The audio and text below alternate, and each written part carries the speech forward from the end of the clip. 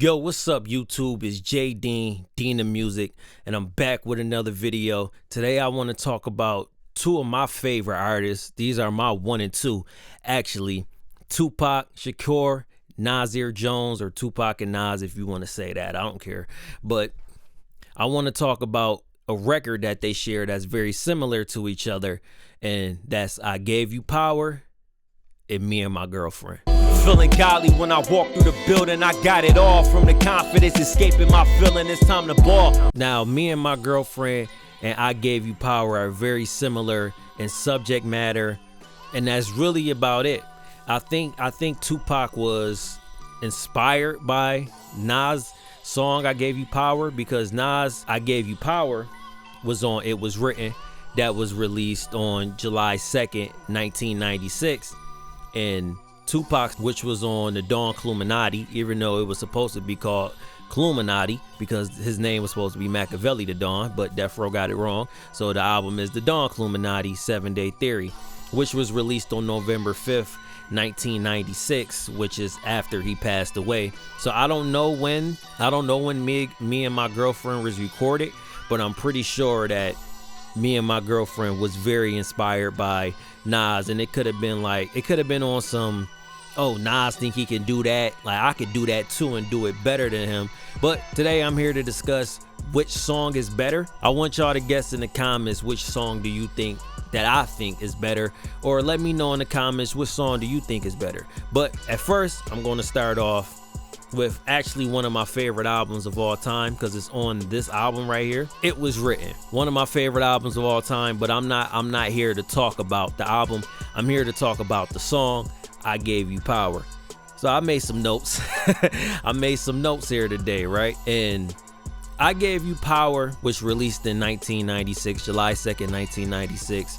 And this was the time period where you had to have songs done for months before the album actually came out, because you had to submit the album to get pressed for CDs and get pressed for vinyls, and that had to be available day one. So you couldn't just make a song 2-3 days before you had your release date and then put it on the album. This is not that time period. Songs was done for maybe 2-3 months or 3 to 4 months, and then they heard the song. So I don't know when this song was made, but this song, I Gave You Power by Nas, was produced by DJ Premier. And this beat is fire too, by the way. This one, Premier was the top producer in the 90s. He's still a top producer to this day. He still makes great beats, but this one, his beats was really going crazy. But it's produced by DJ Premier. And Nas starts the song off with like this little dialogue of him saying, like, people just use me, people just use me like I'm a gun, like I'm a fucking gun. I can't believe this shit. So Nas lets you know what the song is going to be about before he even starts rapping. The first words of the song, he's already letting you know, so you can have it in that mindset, like, hold on, is he about to talk about him being a gun? And that's this song. This song is in Nas's perspective of being an actual gun, which is fire. I don't know how Nas come up with these like creative ways to make songs, but I probably, if this song never existed, I don't know if I would have ever came up with a song of being in the perspective of a gun like that. That is crazy. But Nas is very descriptive in this song, which you have to be for storytelling. You have to be very descriptive, because when you want somebody to listen to a story that you wrote, when it's in song form, you want them to be able to close their eyes and see what you're saying. So you have to be very descriptive. Nas does this very well. Ghostface does this very well. Ice Cube does it very well. Biggie did it very well. All great storytellers can get very descriptive. So he's very descriptive of him being the gun. He tells you the actual size of the gun, the actual weight of the gun. He tells you all of that, right? And then he's as the first verse goes on, Nas is actually complaining. He's actually complaining that he's not being used a lot. in the perspective of a gun, because remember, Nas is a gun. So he's actually complaining about not being used. And then he goes in to tell like the places where people tend to hide him. He says sliding clubs, hang in the, where all the thugs hide him at, in clubs, under car seats, all that type of shit, right? And then which I thought was very dope is Nas started comparing himself to like actual body parts on the human. He said the adamant is my skin. He said pull me, I cock back, I bust off, like basically comparing himself to a penis. I don't know if I can say that on YouTube. I'll probably block it out. But saying the cock back is actually like a penis, which is, I don't know if he meant that for double entendre reasons, but cock and yeah, you know. Yeah, you know what I'm saying. So, and then I feel like into the first verse, it was just gun flips. It was just all gun flips. And then the second verse started off as that too. It just all gun flips and him talking about him being a gun still. But I feel like when he was writing it, I feel like he said a bar, where he wrote a bar and was like, oh, I could turn this into a story. So now we in the second verse, the second half of the second verse. And now it turns into a story. And this is where Nas says he's met a tech, a grenade in a box. And Nas is doing all of this and giving multis too. He isn't just rhyming like one syllable. He's doing a bunch of multis on top of being creative and descriptive of being an actual gun. Man, Nas is crazy. But he says he's met a he goes so descriptive. He says he's met a tech with the serial numbers on it, and then he reads the serial numbers that's on the actual tech, and then he said it's rusty as clear, that his owner ain't cleaned them in years. So he's being very descriptive and painting that picture for you, which Nas does very well. And then at the end of the second verse, Nas foreshadows the ending. He said, cause I got plans that I'ma jam right in my owner's hand. And then it goes right into the hook. How you like me now? I go blow. This that shit that moves crowds, making every ghetto foul. I might have hurt your own child, scarred your life, crippled your style. I gave you power. I made you buck wild. Come on. So Nas is telling this story in the perspective of a gun, and he threw a chorus on there. Niggas ain't rapping like that no more, man. But in the third verse, he's still on the shelf. Now Nas is in full story mode by this third verse. Nas is still on the shelf, and he's saying like that grenade is still in the box, but now it's a 9. Now it's a vest that's there with 3. It's a 9 with 3 bullets, and it's a vest that's there.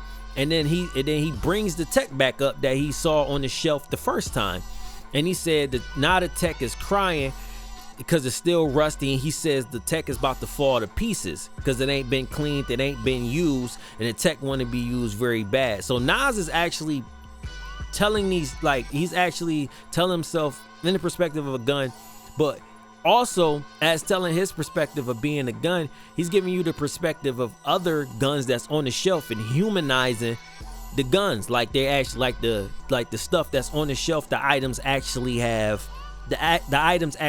feelings and emotions. This is great writing, man.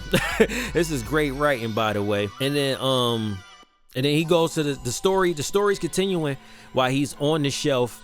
And now he's saying he hearing this faint voice come up to him, like coming up to the shelf. And then now the door opens and he hears the owner talking. And he's full in rage mode. I guess he got jumped. He got stumped out. You know what I'm saying? And then the owner grabs the gun. The owner grabs Nas, puts him on his waist, heads back outside, and then he finds the person that did it for revenge. And then now like just like Nas said in that second verse, like the next time he plan to use me, I am going to jam on him, right? So the owner pull out his gun like, nigga, what's up now?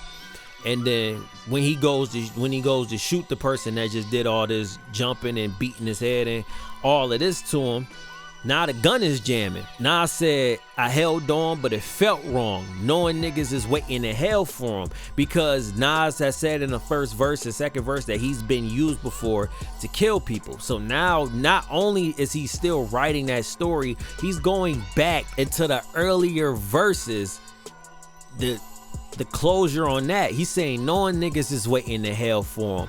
I squeeze harder. I didn't budge. I'm sick of the blood, sick of the thug, sick of the rap for the next man's grudge. The other kid didn't, but then the other dude pulls out, and then Nas sees the gun that the other dude is using, and it's the same gun as him. It's the same gun as him, but it's newer, it's shinier, which Nas says. And then since Nas jammed on his owner, the dude that just stumped his head and kicked him and did all that, he gets to shoot Nas's owner. He gets to shoot Nas's owner. He said, I seen his wig split so fast, it's over with. And then during the midst of the commotion and everything of, you know, the dude probably getting away and the shot, because, you know, people hear a gunshot, it's gonna be running, screaming. He said cops is coming, all of that. And then he said he was happy because he was tired of people being used to kill him. So he was happy about that. But then what happens? In the midst of that commotion and all of that going on, somebody grabs Nas and it repeats the cycle. Chef's kiss. Great song written by Nas, great story written by Nas, but you could tell when Nas was writing the record and then halfway into that second verse, he was like, oh, I can make this into a story. That happens when you write something and then you got an idea, but then you'll write one bar and be like, oh, I could take this here. It happens all the time. Salute to Nas. It's a beautiful song, beautiful story, fire beat, fire bars. Nas, man, salute, man. You one of my favorite rappers of all time. But now we got Me Against the World. I mean, not Me Against the World. Now we got Tupac, Me and My Girlfriend, which I think was inspired by Nas's record, because it's another song that they got in common with each other, which is Tupac's song All Eyes on Me and Nas' Street Dreams. Same sample, but anyway, I'm talking about Me and My Girlfriend with Tupac, the song Tupac made. He was Machiavelli the Dawn at this time. Now this song right here was produced by Daryl Harper, which his name is Big D, pause. But the song was produced by Daryl Harper. This was like right after, like the Don Illuminati is after Dre left, so it's really no Dre production on Don Illuminati at all, which is why on Toss It Up he said on To Live and Die in LA. That's why Tupac says I made California Love without Dre, you know. But Me and My Girlfriend is a completely different song than I Gave You Power. I Gave You Power is the perspective of Nas being the actual gun. Me and My Girlfriend by Tupac, the whole song is a double entendre. The whole entire song is a double entendre. And that's what he did different than Nas. He made the whole song a double entendre. And also what he did different from Nas was that he made his gun his actual girlfriend.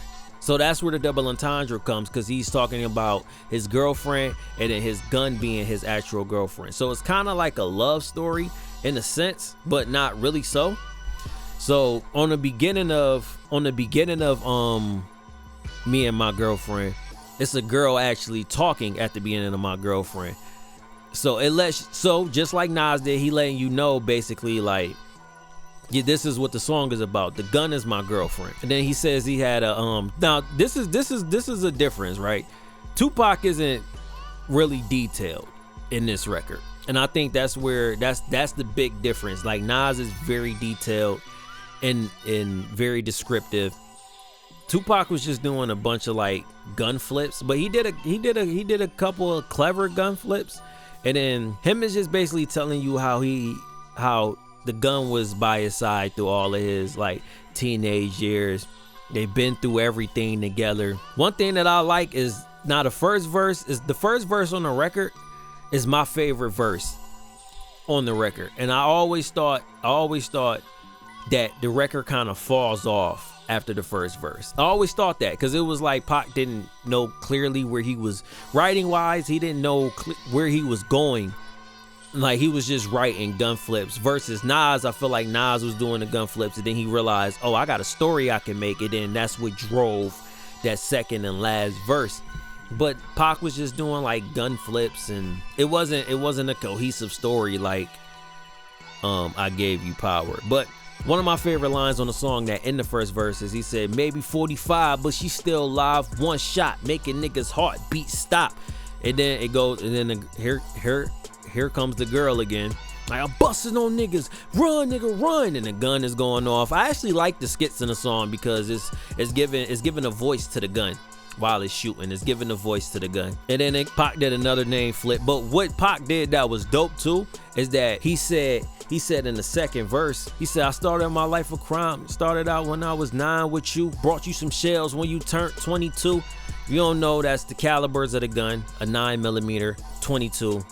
.9, .22. It's the calibers of the gun. So I thought that was dope that he was like, I started my life of crime with you, bought you some shells when you turned 22. And then he's saying the best feeling is when him and his girlfriend is out mashing. Basically when him and his girlfriend is out shooting and doing shit. And then he says he's paranoid. He has to sleep with her by his bedside. And then he said he cheated on his girlfriend again. He used a different gun and he'll never do that again. And then he jealous when he said, I jealous when you hang with the fellas. So basically other niggas use his gun too. He said, I'll be patiently waiting by the phone, waiting for you to come home. And then he said he'd do a hit, break the gun down, and then he put her back in one piece. And then he said, I love her black or chrome. So the Tupac song is just a bunch of gun flips, which is dope, but it isn't the story that Nas gave. It isn't the descriptive image that Nas gave, but they're still both dope songs. Even the chorus, Tupac gave you a chorus and a bridge at the end of the record. It's a chorus all through the record, but it's a bridge at the end of the record, which Jay-Z used in 03 Bonnie and Clyde, because on this song Tupac says 96 Bonnie and Clyde. Jay-Z 03 Bonnie and Clyde, he uses the same chorus. All I need in this world is sin is me and my girlfriend. Down the ride to the bloody end. It's me and my girlfriend. So Tupac record is cool, but I like Tupac's record. I really love the first verse. But I feel like he lacked direction in the second verse and the third verse. I feel like he lacked the direction in a sense. But personally, I'm gonna get to it. I like Nas' record, I Gave You Power, way better than Me and My Girlfriend. Like when Me and My Girlfriend come on, I listen to the first verse and then I turn the record off. Because the first verse is fire, but the second and third verses, it lacked the focus, it lacked the direction. Versus a Nas verse, versus the Nas song, it's a complete song. It takes you through a ride of emotions. It's a complete full song. So let me know in the comments, what song do you think is better? I think Nas' I Gave You Power is better than Me and My Girlfriend by Tupac. It's two dope artists, two legendary artists, two of my favorite artists, number 1 and 2. But it's been J Dean the Music. Leave a like and subscribe if you enjoyed the video, and I'll see you next video.